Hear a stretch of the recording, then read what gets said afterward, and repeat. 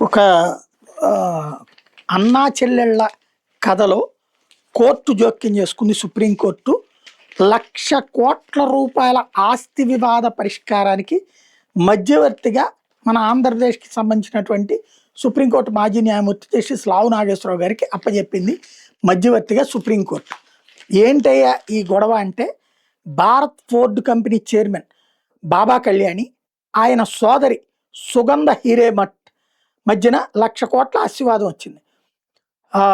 ఎందుకు వచ్చింది అంటే, ఏదైతే 1994లో బాబా కళ్యాణి ఆయన తండ్రి నీలకంఠ్ అన్నప్ప కళ్యాణిల మధ్య కుదిరిన ఒప్పందం ప్రకారం ప్రస్తుతం కళ్యాణి కుటుంబ నియంత్రణలో ఉన్న రసాయన కంపెనీ హికల్ లిమిటెడ్ని తనకు బదిలీ చేయాలని సుగంధ హీరేమన్ కోరుతున్నారు.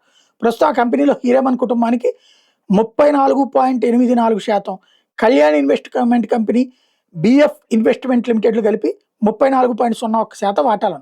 అయితే 1994లో మాది అవిభక్త హిందూ కుటుంబం ప్రకారం 68.85% వాటాలు తమకే రావాలని హీరేమన్ కుటుంబం కోరుకుంటుంది.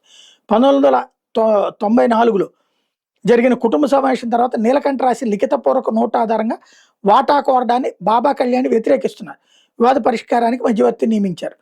ఇప్పుడు ఈ 1,00,00,000 మేము మాది అవిభక్త కుటుంబం కాబట్టి నాకు వాటా కావాలని అమ్మాయి కోరుతుంది, సోదరి కోరుతుంది.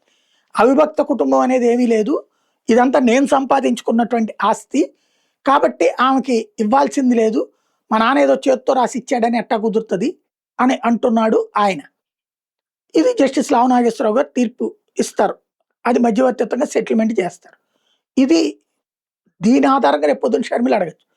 ఇప్పుడు విజయమ్మ ఏమంటుంది, అంతకుముందే ఆస్తులన్నీ పంచేశారని జగన్ చెప్తున్నారు, కానీ ఆస్తులు పంచలేదు. రాజశేఖర రెడ్డి ఆస్తులు పంచిన మాట వాస్తవమే, కానీ రాజశేఖర రెడ్డి ముఖ్యమంత్రిగా ఉండగానే వ్యాపారాలు పెట్టాడు కాబట్టి ఇదంతా కుటుంబ ఆస్తి కిందనే అన్నటువంటి షర్మిల వాదిస్తుంటే అవునంటోంది విజయమ్మ కూడా. బట్ ఎక్కడా కూడా షర్మిల పేరుకి 2-3 కంపెనీలు ఉన్నాయి, మిగతాదంతా జగన్ పేర్ల మీదనే ఉంది. ఇదంతా జగనే కష్టపడి సంపాదించుకున్నాడు, జగనే పెట్టుబడులు పెట్టుకున్నాడు అన్నది రాజశేఖర రెడ్డి దగ్గర ఆ రోజున డబ్బులు కూడా లేవన్నటువంటిది వీళ్ళు చెప్పేటటువంటి జగన్ మనుషులు.